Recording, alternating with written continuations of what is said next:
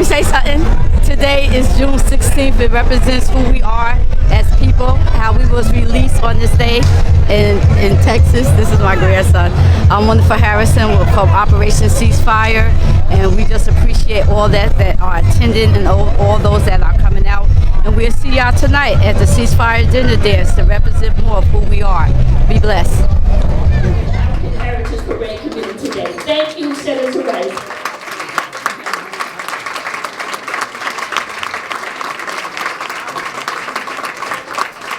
Good morning. Good morning. Let me first of all get on to God, who is the head of my life, one who gets me up every day and gives me the strength to move up and down the state and throughout the country to do his work, which is the work of the people. Yes. Let me also acknowledge all the dignitaries and elected officials. Protocol has been set who are here today. A special shout out to my good friend, long-term friend, Governor Jim McGreevy. I want to thank Mayor Warren for the job she's been doing up here. I pay a lot of attention to Paterson for a lot of different reasons. I also want to acknowledge the president of this organization and the work that all of you are doing to deal with our heritage and to keep our history in perspective. And I also want to acknowledge, if he's still here, the election of the mayor-elect for your city, and I'm sure that he and I, directly and indirectly, will be having some conversation in the future, because anytime, any place I go, when I talk about the great city I live in, and been living in since 1955, the city of Newark, I talk about Paterson. And a special shout out to one of my right-hand people in the New Jersey Legislative Block Caucus, which I chair, and that's a great elected official, Senator Ben Wimley, who chairs the And so, I know that I was getting late because the problems that we always have in the black community is that we're always out of time. And then when we talk, no one wants to listen. And I think that is problematic to all of us, not just in the state of New Jersey and the black communities, but also throughout the country. It's time that we slow down and take all the time we need, particularly younger generation, to understand our history. We cannot talk about, the participation and the celebration of Black Heritage Day without understanding the history of black folk. It is the same thing. There's a day, but there's a month, but there's a history. And so if in fact we're going to talk about Black Heritage Day and black history, then we have to go back in time and understand, how we arrived to where we are today and how we got here and where are we now. I think that's very important. But in order to understand where we are now, it's important for us to understand our history of where we have come from.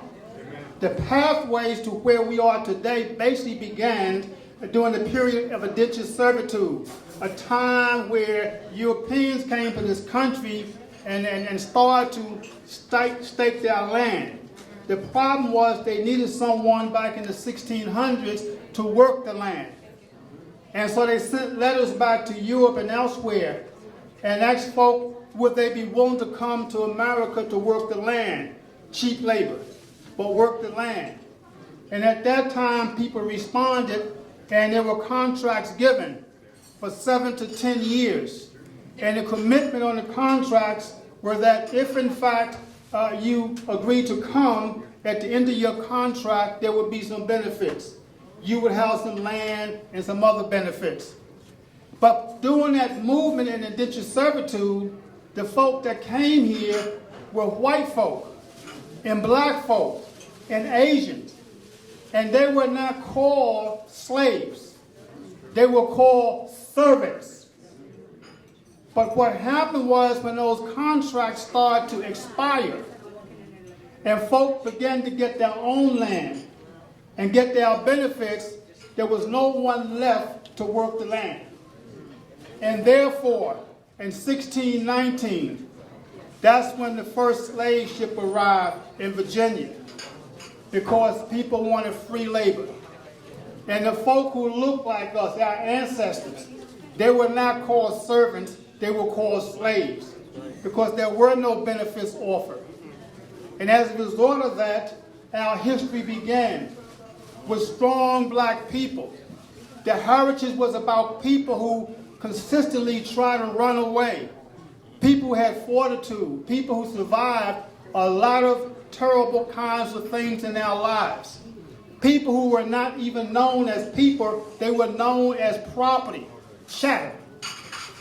And so it's been a long history in this heritage that we are celebrating. But it's a very, very rich history.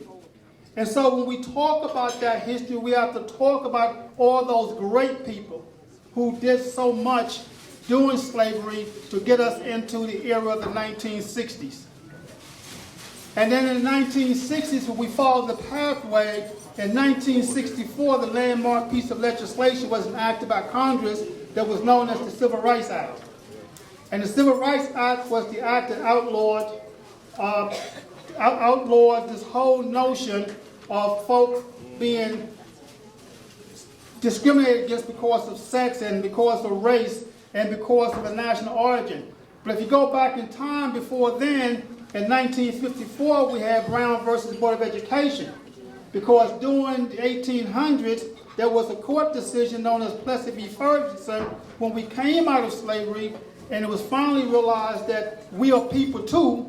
It said, that, okay, you can be people as black folk, but you're going to be separate but equal. And that's what brought us into the 60s. And that's what caused the 1954 Act, brought us into the 1964, the whole civil rights movement. And then we went into 1965, the Voting Rights Act, which Assemblyman Wimberly and I and others are still fighting today to bring about those kinds of rights that everybody should enjoy the Constitution, including, Governor, the people who are incarcerated. Amen. Voting rights has nothing to do with you committing crimes. And so we're trying to move legislation there too, because the whole notion is to make sure people of color don't vote. They constantly tell us that we're in jail 3 and 4 times more, and so it makes sense not to let us vote because of the way and how we vote. And then we came into the 1967 era, where we all remember, and those who are younger than us read about or heard about, hopefully, what was called the disturbance throughout the country. We refer to them as the 1967 riots. And then you had this whole notion when Lyndon B. Johnson was very much concerned about why all these cities were exploding. And what he did was he put together a commission known as the Kerner's Commission. And the Kerner Commission was supposed to go through all these cities and to find out why we were having riots. The assumption was that black folk were having riots because they were discriminating against white folk, and the KKKs had their issues against us. Contrary to the thought and the assumption, when the Kerner Commission came back to report to President Johnson, they said, Mr. President, you have a problem. And he said, what is the problem? He said, it's not caused because of the KKKs and the black folk and all these radical groups. The problem is like the French Revolution. We have stretched people so far that the rubber band is busting on the middle class. Poor people are getting poor and rich people are getting richer. There are no jobs, no housing, no health care, and no opportunities for black folk. That's what the problem is. And to fix the problem, it's going to cost a lot of money. But you need to bite the bullet. And as a result of that came the model city programs that were failures, but they were efforts that started to open the doors to where we are today. And so when I hear people here today talk about one Paterson, like we talk about one Newark, we better talk about ourselves first. Because everybody seems to be moving. Now, Assemblyman Wimberly would tell you, when I get on the floor of the Senate, I don't bite my tongue or with the media. I make it very clear when I start to talk about opportunities I make it clear that I'm talking about black folks. And then I put with that, this going to hurt or help black folk, women, and other ethnic minorities. Because I found out as a black elected official and as a black person, coming from the civil rights movement, coming from the segregated South, I know when every time we say minorities and women, there's a little bit of progress, a very little bit of progress. But that little bit of progress goes to every other ethnic minority except for black folk. And so there's no shame in saying you're black. The Irish not ashamed of saying they're Irish. The Jews not ashamed to talk about the Holocaust. And we shouldn't be ashamed to talk about our history any place that we go. But talk about it with dignity and understanding the history and the heritage and the pathways that's got us here. So over the years, black people and women in particular have made substantial progress in our struggle and fight for justice and civil rights. But the struggle is not over.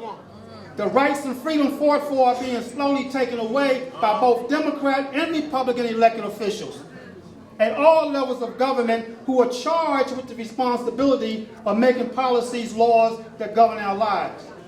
The election of President Donald Trump has many people in this country who are minorities, culturally disadvantaged whites, women, and immigrants very fearful of what tomorrow may bring in this country. The fear is compounded in New Jersey. In New Jersey, Assemblywoman, the political relationship divisiveness and the unjust treatment of women and minorities who are in leadership roles continue to be actively existing.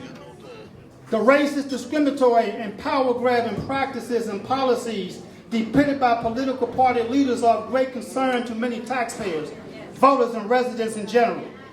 With the Donald Trump's victory for President of the United States, New Jersey middle-class workers, low-wage earners, poor people, and those who have nothing are now even more fearful of what 2018 would bring in New Jersey. And this fear, I can say it to you, is real. Make America Great Again is the buzzword for taking us back in time, taking us back pre-integration, taking us back to pre-marches, taking us back to the pre-demonstration, pre-sit-in, pre-the Freedom Riders, and pre-the court victories for civil rights and equal justice. That's what the buzzword is. Make America Great Again is the buzzword that motivates and brings together and brings to the forefront old and new leaders of the segregationists and the KKK groups of the past. Their values are being overtly articulated and acted out by both Democrats and Republican elected officials who share their values. Even in this state, it is clear to those of us, Doc, who lived during the era of segregation, 1953, during the era of segregation, it is clear to those of us who marched for equal rights and equal opportunities for all people. It is clear to those of us who are fighting for economic justice. It is clear to those of us who fought for civil rights. It is clear to those of us who fought for voting rights. It is clear to those of us who continue to fight for a free and quality education in public schools, Doc. It is clear to those of us who continue to fight to protect the rights of working people that our fears must become our motivation for action in 2018. I'm going to say it again. Our fears must become our motivation for action in 2018. If we are going to celebrate black heritage, we must be reminded that black struggle is not over. Black leaders must come together as did our leaders in the past to collaborate on policy issues and laws that impact our people and our communities. We must collectively work on strategies and logistics to determine in a positive way our own destiny as a people. As black leaders and people of color, we must wake up, open our eyes, acknowledge and accept the reality that some New Jersey Democrats, like Republicans, have shown and continue to depict that they too have the Trump Make America Great Again mentality. And we know who they are, and they need to be called out. Some work hard to destroy public sector unions. Some try hard to intimidate and subordinate women and minority elected officials, leaders who are courageous enough to stand up and to speak out on behalf of taxpayers and voters because it's the right thing to do. Some use their elected positions and work hard to enrich their political friends at the expense of taxpayers. This compounded fear should be a wake-up call to New Jersey residents. It should make us all realize why we must pay attention to political issues and political relationships, and why people should vote in every election. The fear of some persons in political leadership roles that the public continue to witness in their message and their actions should make it clear to minorities, women, elected officials, and particularly in working families, public sector workers, civil rights leaders, minority women, small business, immigrants, and others living in New Jersey, that we cannot afford to stand still. If we are to celebrate Black heritage, it must be clear to people of color, in particular, that we cannot afford to be silent any longer. We cannot continue to live in fear of elected officials and political bosses who are bullies and vindictive in nature. We cannot afford to live in fear of elected officials who have their own personal agenda and who continue to play Black elected officials and Black leaders and Black women against each other in order to accomplish their goal of enriching their lives and empowering themselves. These are the people who must be publicly called out. There should be no shame in calling names. Dr. Martin Luther King said, "Our lives begin to end the day we become silent about things that matter."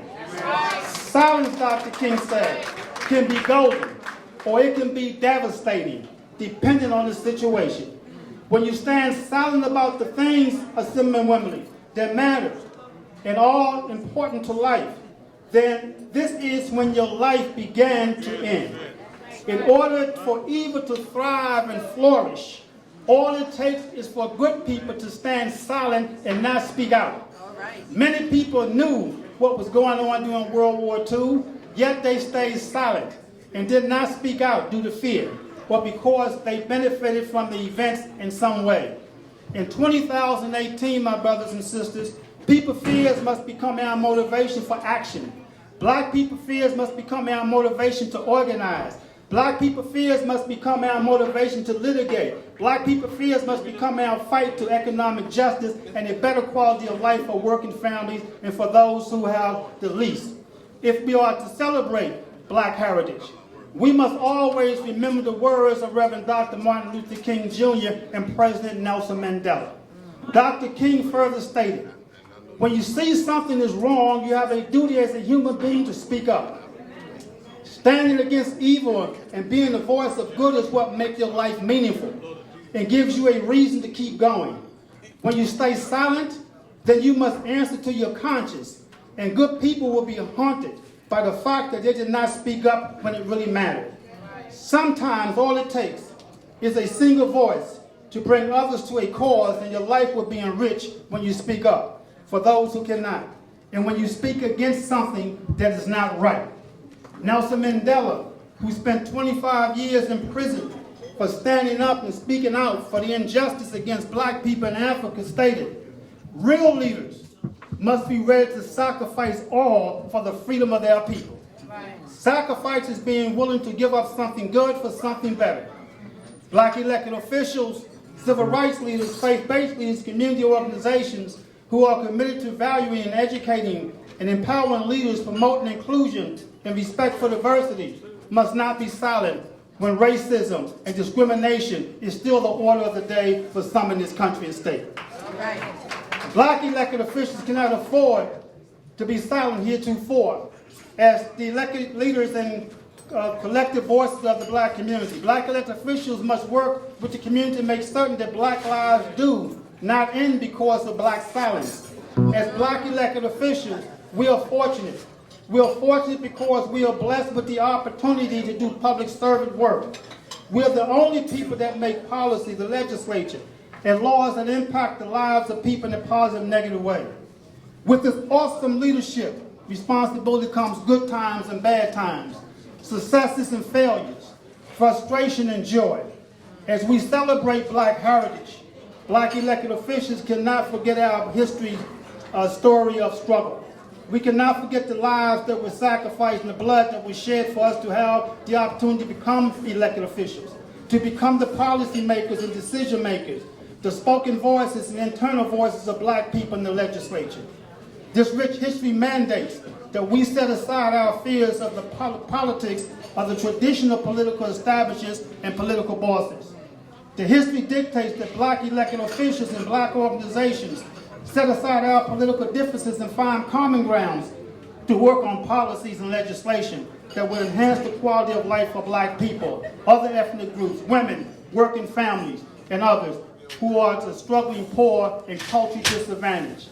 The history dictates that black elected officials and civil rights leaders work with diverse organizations in collaborative effort to protect the civil rights and human rights progress made over the years. And in doing so, it will require educating the masses, organizing, mobilizing, litigating, and demonstrating when and where necessary. It is our collective responsibility in representing people of color to make certain that the voices of the black community and others are heard, and that our issues and concerns regarding economic justice, civil rights, economic opportunities are treated justly and fairly. In closing, I want to say this to you. I at least want to ask this question. To all of you who are assembled here today, we celebrate with parades and activities. But the question is, who will speak for the children? Who will speak for the elderly? Who will speak for the poor if we allow our lives to begin to end the day we become silent about the things that matter? I want to thank you very much for this opportunity, and I'm sorry we had to rush through it, but I had a note that said please finish. Thank you very much for inviting me.